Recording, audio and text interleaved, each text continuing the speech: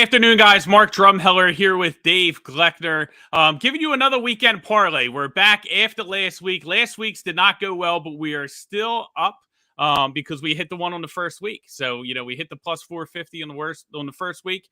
We're down a unit from last week, so we're going to fire again this week. So excited. The weekend's coming, Dave. We got tons of action. We're going to hit you with 4 different legs from 4 different sports, all powered by the Sharp app. Of course, if you guys have not downloaded the app yet, make sure you get in there. March Madness right around the corner. It's going to be mayhem. All the models are going to be popping out winners. You want to be in the Discord, get in there, find out what the app's all about, and join the community.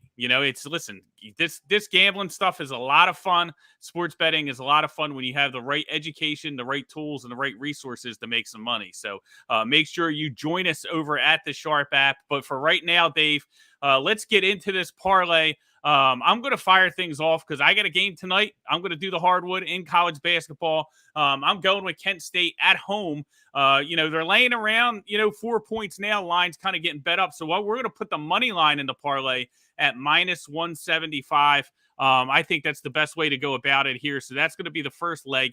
Kent State minus 175, home against Akron. They're 14-0 at home. And more importantly, both these teams very good defensively, but Kent State really locks you up on defense when they're at home, allowing less than 40% field goal percentage and 16 turnovers they're averaging, forcing at home. So really excited here about Kent State at home. I think it's the play. We do that on the money line. Let's see if we can get Dave back in here real quick. Had some technical difficulties, but boom, look at that. Good as new.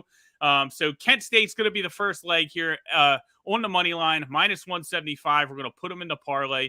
The total amount is going to be plus 682. So we're still getting a good payout here. But I like Kent State, especially at home. Finish the regular season undefeated. They have the opportunity, to really, make some more noise here at home against Akron. So like Kent State, Dave, that's going to be leg number 1. What do you got for leg number 2? Let's take it over to the NBA.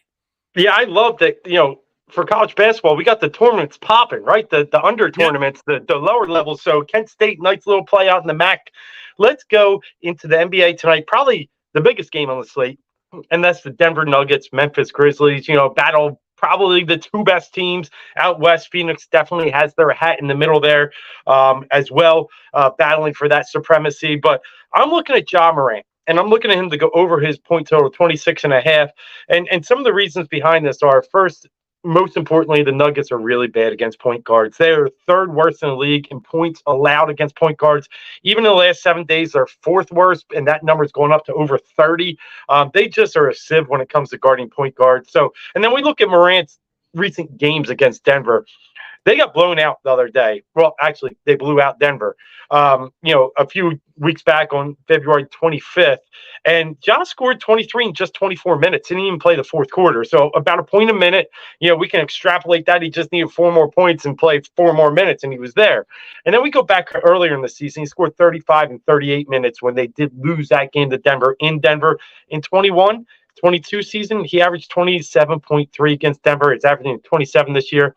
The point total is 26.5. All numbers shy you to that side. It is minus 130, juiced a little, but I think it's worth the expected value you'll get back. I like Ja to go over his points tonight. I love it, Ja Morant. So leg number 1, we have Kent State conference tournament at home, been undefeated at home. They're going to stay undefeated. We're taking them on the money line, minus 175. And then leg 2, we have Ja Morant over 26.5 points. He's going to be getting it done today. Hopefully, leaving everybody alone at the malls across America. Ja Morant is not a guy you want to cross these days. Yeah. But, or in his backyard. We're going to take him here. Yep. Yeah. But listen, we just need him to go over 26.5 points, right? The other stuff, whatever happens, happens. We want him to do his part here to hit the parlay. I'm going to go with leg 3 now. We're going to go to the UFC. Huge card, UFC 285 tomorrow night. I'm going to go with Gamrot here on the money line, minus 215. Gamrot is, facing Turner on short notice. Turner's a guy, young, athletic, up and coming in the division, hits like a truck. powerful striker, and really that's really all Gamrot has to worry about. But Gamrot's a guy, elite grappling, cardio. He's going to be relentless with his takedowns, and I don't think Turner's going to be able to stop him. And I think once he gets him on the ground, I think he's going to be able to win, all those transitions and scrambles. And if he gets on top of his ground and pound, I think he's eventually just going to wear down Turner. So I love Gamrot here on the money line here. It's minus 215. You can get it out there. I think that's a solid play, and that's going to be our third leg for the parlay. So now we got, so in summary, we got plus 682 is going to be the entire parlay. We still got one more leg to go. We got Kent State money line. We got Ja Morant over 26.5 points. And then we got Gamrot in the UFC minus 215. So 3 solid plays there, Dave. You got to bring us home now. Bat and cleanup number 4. That's okay, because I've given out 2 XFL plays the last 2 weeks on these shows. Both hit. So why not come back with an XFL play? And, I told myself, I banned myself from touching the Seattle Sea Dragons in this parlay. I want them. Believe me, I want to play them. But I'm going to ban myself for the parlay. Like everybody's ban. Guilty pleasure. They're like, oh, the Sea Dragons are so awesome. And then you end up getting Danucci'd every week. Yeah, and that is a new verb, and it's definitely out there in some dictionary. But I'm going to look at one of the bigger games of the weekend, the 2-2-0 teams battling against each other. That's the DC Defenders and the St. Louis Battlehawks. Listen, Drums, the Battlehawks should probably rightfully so be 0-2. Yeah, miraculous victory in week 1 against the Brahmas, scoring 15 points in the last minute because they converted that weird onside rule and just mowed down the field when they had nothing for 3.5 quarters. And then last week, Danucci came again and gave a gift well before Christmas, fumbling away balls that he shouldn't even. I don't even know how to get out of his hands. And, St. Louis steals one again. So we go to DC. On the other hand, probably a little fortunate in week 1, but they really showed some toughness last week and some bad weather conditions out in Vegas. And I just like what they're doing. They're leading the league in rushing. They know they can't pass. And they decided, hey, Derek King, when you come in, we're just going to run these quarterback powers and quarterback options, and we're going to just mow teams down. You don't even have to attempt to throw. And Te'amu, when we need you to throw it a couple times, we'll get you to throw it a couple times. And then I look at St. Louis. They've allowed 133 yards on the ground against San Antonio, then 103 last week to a Seattle team that doesn't run the ball.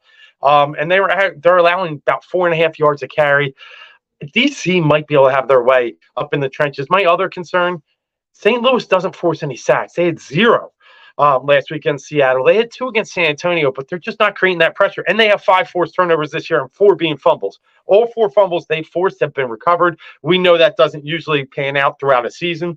I'm going to say it won't pan out throughout 3 weeks. So, all the metrics, I just think the power up front, I think DC is going to have enough to win this game. Laying the field goal with the DC Defenders, absolutely love it. Listen, so that's going to be the 4th leg. And, the XFL, the best part about it is now, getting into week 3, this was the first week where each game has teams with common opponents, right? You go down the list. We're going to talk about it a little bit more in our XFL show we got coming up right afterwards. So if you want a more detailed breakdown of these games, definitely tune in and hit that one here at the Sharp App YouTube channel. But now that we have common opponents and, it gives us handicappers a little bit better, idea of, how to gauge these teams and, whether a team's looking good because of, it's a strength that they have, on their team or whether they look good because of it is, the opponent they're facing. So definitely going to be a lot of fun. Listen, DC is going to be rocking. There aren't many real good home field advantages in the XFL, but DC is definitely one of them. They want their beer snake back. They're throwing lemonades in the field.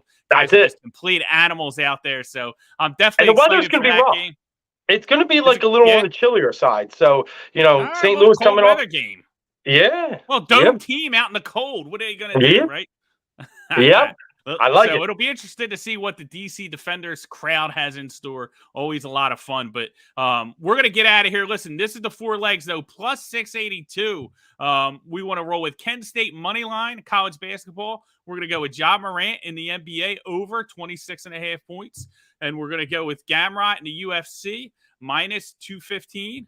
And then we're going to wrap it up with the DC Defenders, boom, minus 3 in the XFL.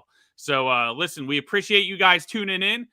Make sure you, again, sign up for the Sharp app if you haven't. Get involved in the Discord. The Discord's free. Hop in there, see what it's about. But it's going to be an awesome March Madness. And also, make sure you check us out. We're going to be doing our XFL Week 3 show in a few minutes here, so stay with us. We'll be right back. And good luck on your bets. Let's hit this parlay. We'll see you guys next week.